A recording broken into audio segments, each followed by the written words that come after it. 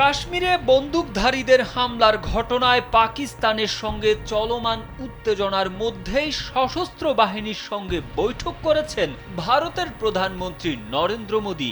জম্মু ও কাশ্মীরে বন্দুকধারীদের হামলার সম্ভাব্য জবাব নিয়ে দেশটির তিন বাহিনীর প্রধান chief of defence Anil Chauhan, প্রতিরক্ষামন্ত্রী রাজনাথ সিং এবং জাতীয় নিরাপত্তা পরামর্শক অজিত দোভালের সঙ্গে বৈঠক করেছেন তিনি।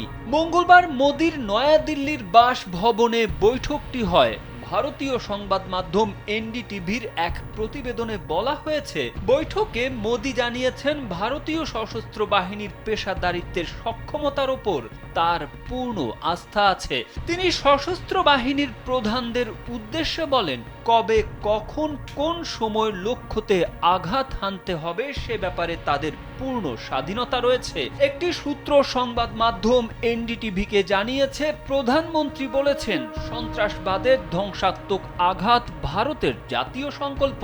এর মাধ্যমে মোদি জম্মু কাশ্মীরের পেহেলগাঁওয়ে হামলায় জড়িতদের বিরুদ্ধে সামরিক হামলা চালানোর সবুজ সংকেত দিয়েছেন বলে জানিয়েছে অপর একটি সূত্র।